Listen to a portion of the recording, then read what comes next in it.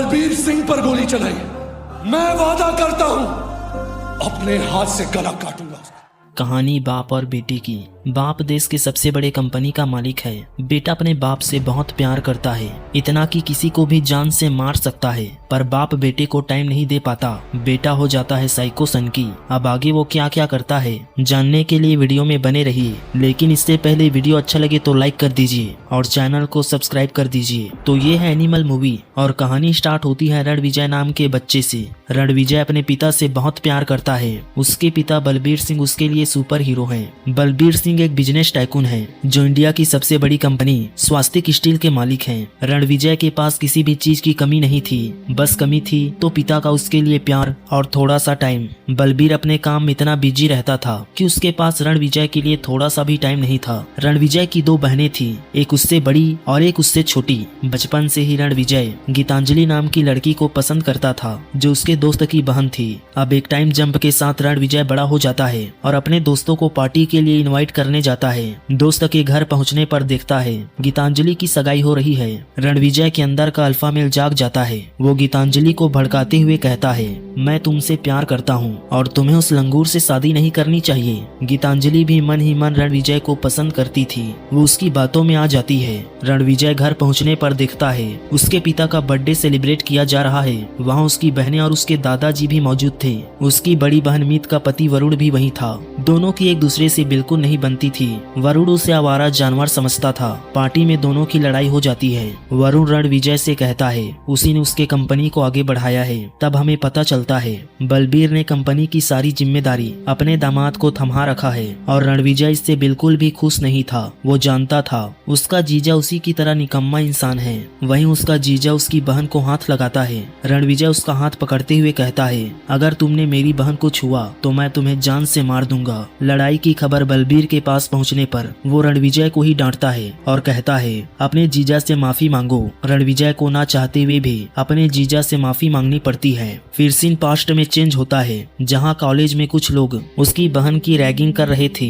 रणविजय ये बात पता चलने पर गन लेकर क्लास में ही घुस जाता है और कुछ बंदों को पीट देता है। ये देख सब डर से कांपने लग जाते हैं। पता चलने पर रणविजय का पिता उसे 3-4 थप्पड़ मारता है और कहता है हमारे हाथों क्रिमिनल पैदा हो गया। पर रणविजय को इससे कोई भी फर्क नहीं पड़ता।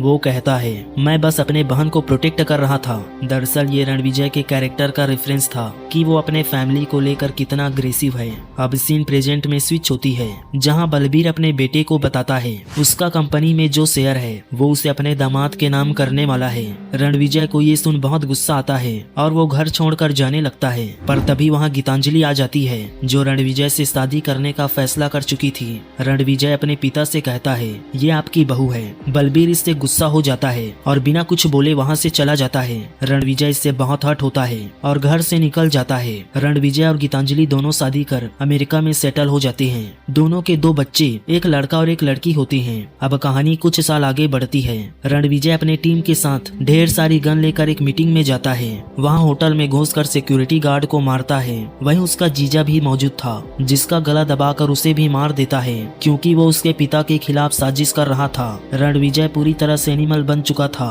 रणविजय की बहन पति के घर न आने पर चिंतित थी।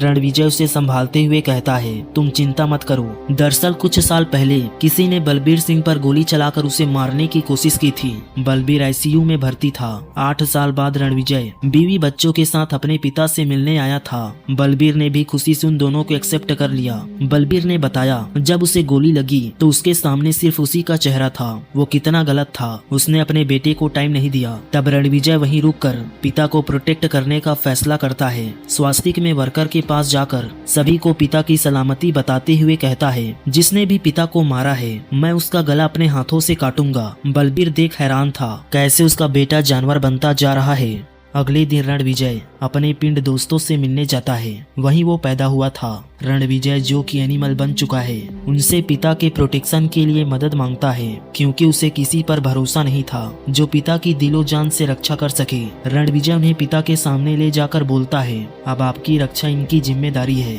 बलबीर सिंह इससे खुश नहीं था और कहता है आखिर तुम ये सब क्यों कर रहे हो। रणविजय कहता है अगर आप बाहर गए तो वो आपको मार डालेंगे, इसलिए आप बाहर नहीं जाएंगे। उसे ये पता लगाना है कि पिता को मारने वाला कौन है, इसलिए वो अपने पिता का बॉडी डबल लाता है और उसे अपने पिता की एक्टिंग करने के लिए कहता है। इस तरह नकली बलबीर बाहर जाता है और असली बलबीर घर अंदर रहता है। एक दिन नकली बलबीर बाहर जा रहा होता है तो उस पर गोलीबारी होने लगती है। असरार नाम का आदमी नकली बलबीर की गोली मारकर हत्या कर देता है। रणविजय को पता चलने पर वो उसका लाश अपने पिता को दिखाता है। बलबीर ये देख समझ जाता है अगर उसकी जगह वो बाहर होता तो मारा जाता। इधर उसका दामाद बलबीर को देख हैरान था। वो असरार को कॉल कर बताता है उसका ससुर अभी भी जिंदा है और उसने उसके बॉडी डबल को मारा है। असरार कहता है क्यों ना सबसे पहले उसके बेटे को ही मार दिया जाए। रणविजय ये सब सुन रहा था। वो समझ जाता है इन सब में उसका जीजा भी शामिल है, इसलिए उसने अपने जीजा को जान से मारा था। अब रणविजय होटल में ऑर्डर करके मशीन गन मंगवाता है। तभी असरार वहाँ अपने आर्मी के साथ आता है। उनके बीच जबरदस्त फाइट होती है और रणविजय एक एक करके सभी को मशीन गन से छल्ली करने लगता है। तभी असरार छुपके से आके रणविजय के छाती पर शूट करता है। सोचता है मारा गया, पर रणविजय उठकर असरार को मार देता है। इतने में उसे आबिद नाम के बंदे का कॉल आता है। रणविजय कहता है तुम्हारा बॉस मारा गया और एक एक करके तुम सब मरोगे बोलकर बेहोश हो जाता है। फिर रणविजय को हॉस्पिटल में एडमिट किया जाता है, जहां 14 दिन बाद वो कोमा से होश में आता है। डॉक्टर उसे बताते हैं कि तुम्हें हार्ट ट्रांसप्लांट की जरूरत है, क्योंकि छाती में गोली लगने के कारण धीरे धीरे उसका दिल काम करना बंद कर देगा। रणविजय कहता है उसे कुछ नहीं होने वाला और अपनी बहन को बताता है उसने उसके पति को मार डाला। रणविजय कहता है क्योंकि उसने ही पिता पर गोली चलवाई थी। रणविजय ने अपने सारे सेंसेस खो दिए थे। ना ही वो सुन पाता था, टेस्ट कर पाता था और ना ही स्मेल कर पाता था, लेकिन उसे विश्वास था वो जल्दी ही ठीक हो जाएगा। उसका बेटा उसे हीरो मानता था, पर गीतांजलि उसके एटीट्यूड से परेशान थी। रणविजय गीतांजलि से कहता है वो सबसे पहले उस आदमी को ही मारेगा जिसने ये सब प्लान किया और सबको मार डालेगा। फिर इसके बाद असरार के भाई अबरार को दिखाया जाता है जो इस्तांबुल में रहता था और तीसरी शादी कर रहा था। आबिद अबरार का ट्रांसलेटर था, क्योंकि अबरार गूंगा था। शादी वाले दिन अबरार का एक आदमी उसे बताता है असरार मारा गया है। तब अबरार गुस्से से आदमी को मारकर उसकी आंखें निकाल लेता है और अपने खबरी को भी मार देता है। कुछ महीने बाद रणविजय पूरी तरह ठीक हो चुका था और उसका हार्ट ट्रांसप्लांट हो गया था। रणविजय के पास जोया नाम की लड़की आती है। वो बताती है उसके अंदर जो दिल धड़क रहा है वो उसके फियांसे का है। रणविजय को उसे देख अजीब सी बेचैनी होती है और उसे वहीं दादाजी के घर में रुकने को बोलता है। फिर जब वो जोया से मिलने जाता है तो उसके साथ इंटीमेट होता है और कुछ वक्त साथ बिताने के बाद जोया को मोहब्बत हो जाती है। वो रणविजय के सामने सच्चाई रिवील करते हुए बताती है उसे उसके दुश्मन अबरार ने भेजा है। अबरार इस्तांबुल में रहता है और उसके पिता को चाचा पुकारता है। शायद वो तुम्हारा कजन है जो मेरे जरिए तुमसे इन्फॉर्मेशन निकलवाना चाहता है और मैंने अभी तक उसे जो भी इन्फॉर्मेशन दिया है उसके जरिए उसका छोटा भाई अजीज तुम्हारी तरह दिखने के लिए प्लास्टिक सर्जरी करा रहा है ताकि वो तुम्हारे घर अंदर घुसकर सबको मार सके। उसका बड़ा भाई असरार भी तुम्हारे पिता को मारने आया था, लेकिन तुम्हारे हाथों मारा गया।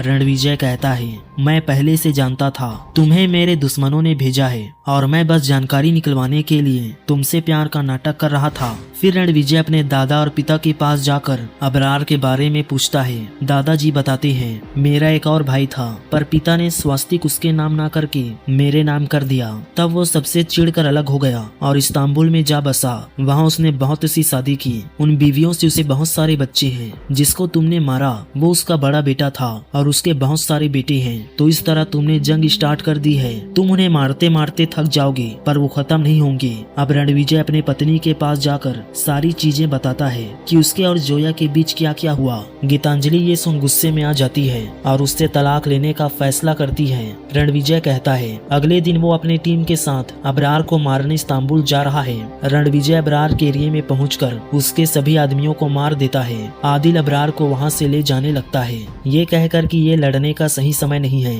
अबरार की बीवी से रणविजय को पता चलता है अबरार वहां से भाग रहा है। रणविजय उसका पीछा करते हुए एयरपोर्ट पहुंच जाता है। रणविजय उसे चैलेंज करता है और दोनों के बीच घमासान लड़ाई होती है। रणविजय अबरार को मारने ही वाला होता है, पर कहता है हम दोनों एक ही खून हैं और अगर तुम चाहो तो लड़ाई रुक सकती है। लेकिन अबरार पीछे हटने से मना कर देता है और रणविजय उसका गला काट कर उसे मार देता है। फिर रणविजय वापस इंडिया आकर अपने पिता को बताता है उसने अबरार को मार दिया है। कुछ वक्त बाद उसका पिता पिता बताता है उससे कैंसर है और वो सिर्फ 6 महीने का मेहमान है। उसने रणविजय की अच्छी परवरिश नहीं की। जब भी उसे उसका साथ देना चाहिए था वो उससे दूर रहा। रणविजय अपने पिता की ये बात सुन रोने लगता है। गीतांजलि भी उसे छोड़कर अपने बच्चों के साथ चली जाती है। फिर पोस्ट क्रेडिट सीन में हम अबरार के भाई अजीज को देखते हैं जिसने प्लास्टिक सर्जरी करा रखा था और वो बिल्कुल रणविजय की तरह दिख रहा था। वो जोया से पूछता है क्या मैं रणविजय की तरह दिख रहा हूँ। उसने रणविजय के 2 आदमियों को पकड़ रखा था और वो उन्हें बुरी तरह मार रहा था।